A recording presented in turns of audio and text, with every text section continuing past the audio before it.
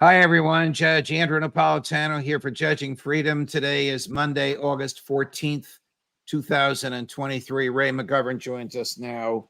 Ray, it's a pleasure. Thanks very much for coming to the cameras. I very much enjoyed the segment we did last week, the roundtable with Larry Johnson on a lot of intelligence questions. You guys were happy to answer for me, and the fans loved it as well.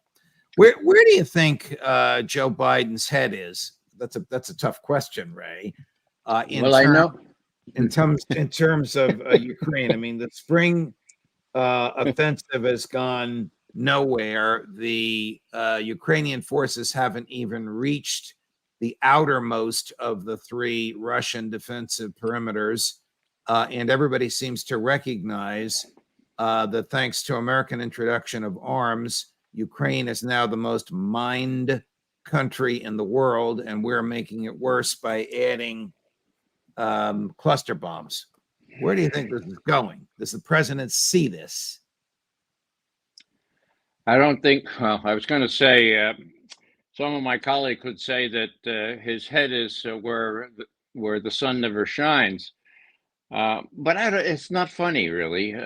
One has to kind of figure out, well, is he delusional? I think that's true. He is. Is he dependable to do sane things? No, he's not. That, as you know, is one thing that I agree with Mr. Putin about. Putin having said he's crazy. And the evidence he had used for that was the fact that he takes on China at the same time he takes on Russia. This is delusional. This is definition of crazy. So what are we to think? I don't know what to think, but neither does Putin, and that's the problem. He's got to prepare for the worst. And the additional element over the last couple of weeks, of course, Judge, is that these guys have a personal stake in this now. Joe and Hunter and Blinken and Sullivan, they're all guilty as charged with documentary evidence of fooling around with elections, of concocting the myth of Russiagate, specifically Russian hacking of the DNC. And so I don't know. All I can say is that if I were a Russian planner, I would not be confident that I'm dealing with compos mentis people. Did Putin actually say, and if he did, does he really believe that Biden is crazy? This came in answer to a question from the audience at the Valdai discussion club. The fellow said, how do you explain this, Mr. Putin? How do you explain the fact that the Americans are taking on China now, just as they're engaged with us in Ukraine? And Putin thought for a second, and he said, and this is a literal translation into English, okay? At first, I thought there was some subtle logic to this approach, but I no longer think so. I think they're crazy. I think one must attribute it to arrogance and a feeling of impunity, period, end quote. That's what he said. I think that's the only conclusion that he can reliably depend on. So he's got his military looking over his shoulder. Okay, so what do we do with these guys? How trigger happy are they? And how much in danger of a political defeat do they encounter as the weeks go by and more scandals arise? How effective is Russian intelligence on the highest levels of American government? Does Putin know what Biden's going to do before Biden announces it? Because Russian intel is, I don't know, you tell me, surveilled the Oval Office, surveilled the residence, surveilled the West Wing, surveilled the State Department, surveilled the Joint Chiefs of Staff. How effective is it? Well, I think one has to assume it's as good as ours, and that means it collects everything. Now, I'm not saying that U.S. countermeasures, that is, counter cyber warfare, is not effective, but it hasn't shown itself to be very effective in the past. And sure, I think that, I don't think that Putin can count on knowing what goes on in the Oval Office, but, It's it's easy enough to read the mainstream press, for God's sake, and then to pay a little bit of attention to people like Doug McGregor and see how the twain never meet. And it's not so hard for the Russians, just as it is for me, to read a media interpretation into what's going on. So they know as much as what's going on as they need to. And as I say, it's very destabilizing. Here's somebody who's even crazier than Joe Biden, John Bolton. It's hard for me to believe that Donald Trump was advised by both John Bolton and Doug McGregor. I mean, these two are polar opposites, if ever there were. Bolton fashions himself an expert on the use of force. Colonel McGregor, of course, is truly an expert who's spent his career and his academic work on all of it. But here's, I'm going to read this because it's a full screen excerpted from John Bolton's piece in this morning's Wall Street Journal. The administration's timid, haphazard approach to aid has fractured U.S. public support. Mr. Biden has compounded this problem with his insistence that the war is about Wilsonian abstractions of democracy versus authoritarianism. Theories about price caps on Russian oil have failed, and Western sanctions generally remain piecemeal and seriously under-enforced. So if it were up to John, I have a strange relationship with him. We worked together for years at Fox. We rarely agreed on anything. But if it were up to John, we would be sending the 101st Airborne in on the ground. I'm not saying he has actually said that, but the way he's asking for more force seems to be what he's arguing for. If it was up to John, we'd be in the middle of World War III. That's correct. And if you want the definition of crazy, that's John Bolton. He, after all, is responsible for us getting out of the cornerstone of strategic stability for 30 years, 3 decades, count them, the ABM, the Anti-Ballistic Missile Treaty. When Bush came in, Bolton said, you ought to get out of there. And so Bush Jr. said, okay, we'll get out of there. Now, what I have to say about that is that's where it started going down. Trump left the Intermediate Nuclear Forces Treaty. That treaty that destroyed a whole class of weaponry that was already in place in Europe, medium and intermediate range ballistic missiles. So, again, the Russians looking on at this, they kept asking the U.S. administration, why are you doing this? And the answer they got, if they're to believe, is none of your damn business. We're going to do what we want. And as you can see, we have been doing what we want. The problem is that our production of sophisticated weaponry has lagged far behind what the Russians have. Tell us about the ABM treaty and why John Bolton talked George Bush into abrogating it. And by the way, if you can just pull out of a treaty, what's the value of it? Well, they did have a clause that giving a year's notice, you could duck out of the treaty. Well, suffice it to say, I was in Moscow in May of 1972 when that treaty was concluded. It was an incredible achievement. The idea behind it was to make sure that neither side could expect to make a first strike on the other side without fully expecting massive retaliation and being destroyed. Okay, that's what it was, a balance of terror, but it was a balance, for God's sake, And for those years, it boiled down to saying, okay, we're building offensive missiles, we're building defensive missiles. Let's stop with the defensive missiles. Let's only allow 2, and then it became 1 in each country.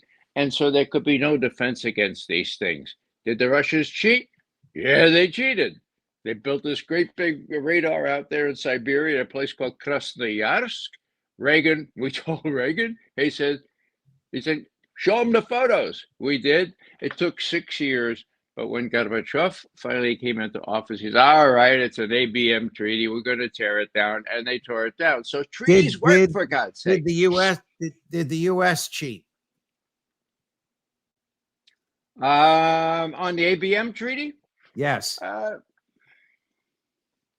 I'm not going to give a plus to the U.S. There was a lot of research that went on that could be interpreted as a violation of the treaty, but by and large, I mean, it's really clear. If you only have one or two ABM sites, you can't really cheat without the other side finding out about it, and we did. So the treaty worked. George W., the younger Bush, comes into office. He's got John Bolton as his ambassador to the UN. Bolton can't get confirmed by the Senate, so they name him the acting ambassador, and he calls himself the ambassador, and he does whatever ambassadors do there. Why did Bush pull us out of a treaty that helped keep the world safe?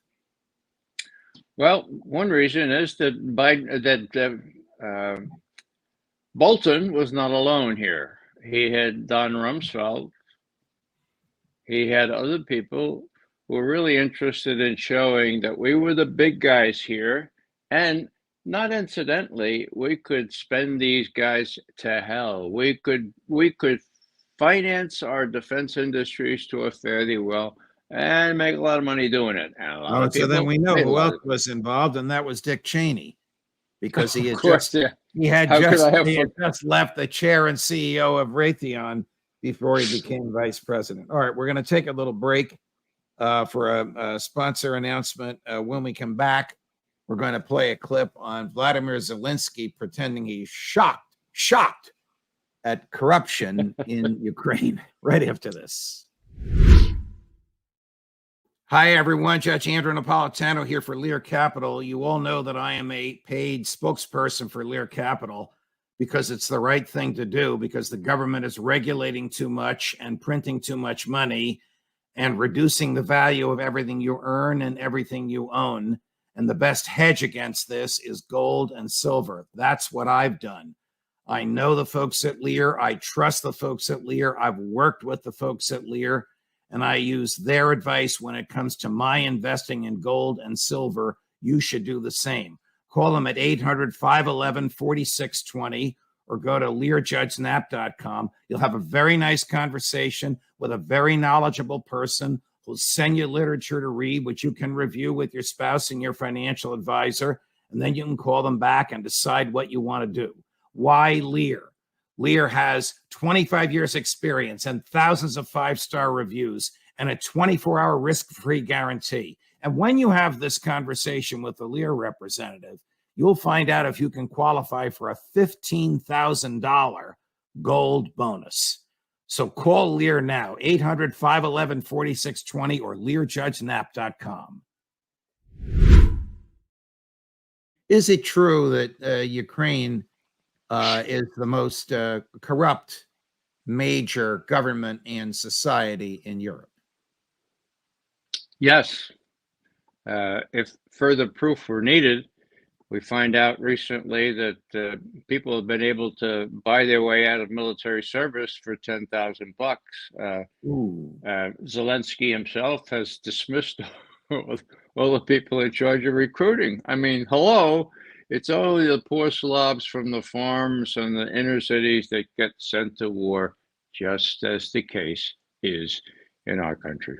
Here's Zelensky again pretending to be shocked at the corruption and announcing the dismissal, as you just said, Ray, of all of the people. I don't know if it's all, but certainly the leadership in charge of recruitment. Watch this. There are 112 criminal proceedings against officials of the territorial recruitment centers. 33 suspects, regional, city, and district military commissars, employees of the military medical commissions, abuses in different regions. Some took cash, some took cryptocurrency. That's the only difference. The cynicism is the same everywhere. Illicit enrichment, legalization of illegally obtained funds, illegal benefit, illegal transportation of persons liable for military service across the border. Our decisions are the following. We are dismissing all regional military commissars. Wow. Surprised at this? Shocked. I guess it's a way of life. I mean, $10,000 to get out of it. They're dying for bodies. They have 16-year-olds on the front line. They've raised the age of eligibility for the draft, and now you have recruitment centers that are taking this kind of cash. I wonder if they still got to keep the cash. How they must know that they're losing, and so he's got to blame this on somebody. Well, that's right. No one talks about Zelensky and his three estates abroad or his bank accounts that have been salted by one of my former friends. The place is corrupt, and we're just using it. And Judge, I'll just go back and say the hundreds and hundreds of young and not so young, old people like me, Ukrainians being killed for no reason really, other than for us to show up and weaken Russia. It's unconscionable and it's delirious because we're not going to show up Russia. We're going to show that Russia is the more powerful entity here, as Obama himself declared when he said, look, the Russians have escalatory dominance. He knew a lot of big words there. Obama did. Escalatory dominance in this area. Well, hell, that means a lot. God. Does the CIA pay Vladimir Zelensky or put money into a bank account in his name? Usually it's the CIA, but could be done in all kinds of ways through Treasury and all. The idea is that he does have it. That's pretty much proven, and of course, it's neglected in the mainstream media for obvious reasons. Why does we know the government is bleeding money. The Congress, back when the Democrats controlled the House, gave Joe Biden a blank check for $113 billion. We don't know how much he's spent. He just asked late last week for another 28 or 30 billion.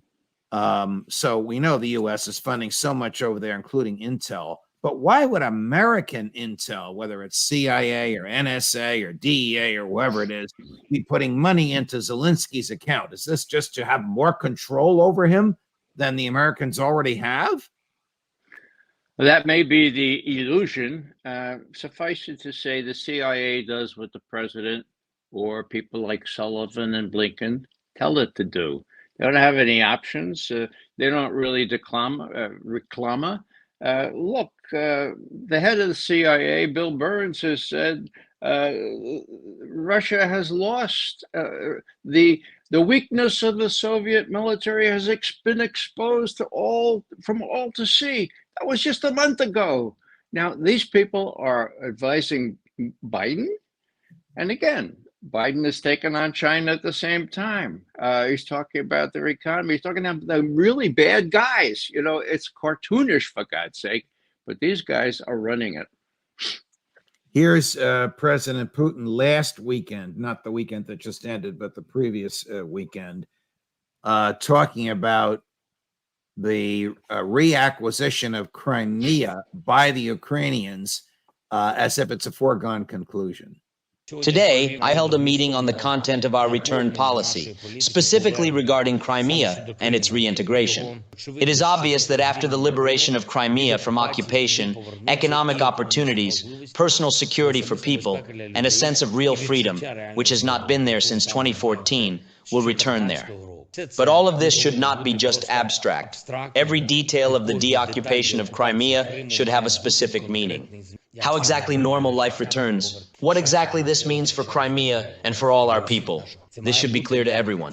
Step by step, we are making the deoccupation of Crimea more and more achievable and well thought out. Step by step, we are making the deoccupation of Crimea more achievable and well thought out. Sounds like it was written by Victoria Nuland and approved by Bill Burns or Avril Haines or somebody in the American intelligence community before they put it on President Zelensky's prompter. Well, that's probably the case. The British do most of the speech writing for Zelensky, but they're just tools of us as well. And they do the Secret Service protection too. So I expect that may be lifted sometime soon. The point here, American judges, Secret Service protects President Zelensky? British The British MI6, yeah. That's pretty well known. The point here is that the Russians are retaliating for each escalatory step that the U.S. and the West takes. And most recently, they've started bombing the railway tunnels under the Carpathian Mountains that connect Poland to Ukraine, that connect Romania to Ukraine. They've avoided that so far because it's it's a civilian infrastructure as well. But they're playing for keeps here. So all this new weaponry that's supposed to go into Ukraine is not going to get there because they can't get under the mountains onto the rail tracks in Ukraine. That's life. Now, Biden, as I say, I don't know what he's going to do, but that worries me greatly because neither does Putin, and his generals know what he's going to do. He has buttons that, if he presses them, could change the world and the way we live. Ray McGovern, always a pleasure, my dear friend. Thanks for your candor and all your time with us today. Most welcome, Judge. Thank you. Morris, we get it. Judge Napolitano for Judging Freedom. Tony Schaefer coming up at 11 o'clock Eastern today. We're looking out for your liberties.